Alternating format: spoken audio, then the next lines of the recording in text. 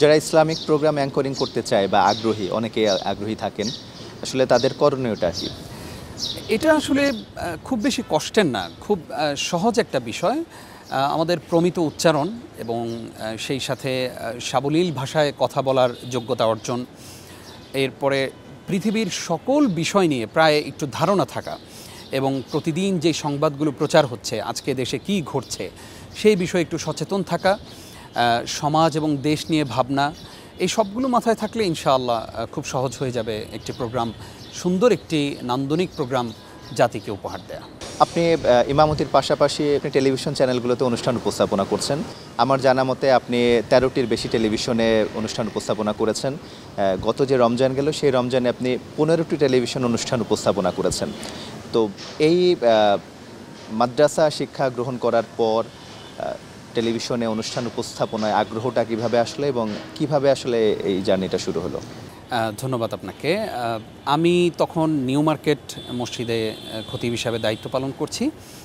তো আমার পাশেই এক মসজিদ আছে, নিউ মার্কেট কমপ্লেক্স মসজিদ, সেই মসজিদের খতিব এবং তিনি মিডিয়াতে অনেক জনপ্রিয় একজন স্কলার, হাফেজ মাওলানা লুৎফুর রহমান। তিনি একবার খবর পাঠালেন, তার মাধ্যমে আমি একটি খবর জানতে পেলাম যে RTVতে আলোকিত কোরআন নামে একটি রিয়েলিটি শো হয়, সেখানে একজন উপস্থাপক দরকার। তো আমাকে একজন বললেন যে আপনি উপস্থাপনা করতে চান কিনা। তো আমি বললাম আমার তো খুবই ইচ্ছা আছে, কিন্তু সেখানে আসলে ঢোকার প্রসেসটা কি, সেখানে কিভাবে প্রোগ্রামটা আসলে উপস্থাপনা করা যায় সেটা আমি জানি না। তো উনি এই যে মাওলানা লুৎফুর রহমান সাহেবের সাথে আমার পরিচয় করিয়ে দিলেন এবং আমাকে RTVতে নিয়ে আসলেন। নিয়ে আসার পরে RTVতে ইন্টারভিউ হচ্ছিল, আমাদের বিভিন্ন ভয়েস টেস্ট নিচ্ছিলেন।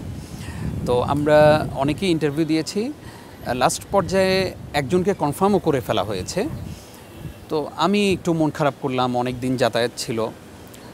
এরপরে হঠাৎ করে একদিন আমার কাছে ফোন আসে যে আপনাকে RTVর এই আলোকিত কোরআন প্রোগ্রামে উপস্থাপনার জন্য আমরা আমন্ত্রণ জানাচ্ছি, আপনি অফিসে আসবেন। পরে আমি আল্লাহর শুকরিয়া আদায় করি এবং সাথে সাথে চলে আসি RTVতে। তখন আমি এই মানুষটার প্রতি অনেক কৃতজ্ঞ, জনাব মোহাম্মদ শামসুদ্দিন মিঠু, তিনি আমার প্রথম প্রোডিউসার RTVর আলোকিত কোরআন এই অনুষ্ঠানের। তো তিনি আমাকে ট্রেন আপ করলেন এবং তিনি যথেষ্ট ধৈর্য সহকারে এই অনুষ্ঠানটি সুন্দরভাবে সম্পাদন করার জন্য আমাকে সহযোগিতা করলেন এবং সেখানের ক্যামেরাম্যান সবাই আমাকে সহযোগিতা করলেন নতুন হিসাবে।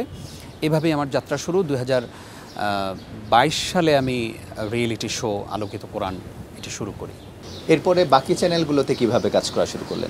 বাকি চ্যানেলে আসলে এখান থেকে আমার এক চ্যানেল থেকে ডাক পড়ে যায় এবং বিভিন্ন প্রডিউসাররা আলহামদুলিল্লাহ আমাকে ফোন করেন এবং অনেক স্কলাররা আমাকে বিভিন্ন জায়গায় আমাকে পাঠান।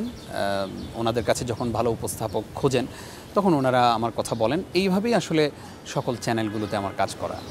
এই টেলিভিশনগুলোতে ইসলামিক প্রোগ্রাম অ্যাঙ্করিং করা আসলে কতটা চ্যালেঞ্জিং মনে হয় আপনার কাছে? এটা খুবই চ্যালেঞ্জিং, কারণ এই যে আপনাদের মতো মানুষদের পাশাপাশি আমাদের অ্যাঙ্করিং করা, এটা আমাদের জন্য চ্যালেঞ্জিং। কিন্তু আমি আসলে ব্যক্তিগতভাবে চ্যালেঞ্জ নিতে খুব পছন্দ করি, যে আমাকে এই কাজটা পারতেই হবে, উনি পারলে আমি কেন পারবো না।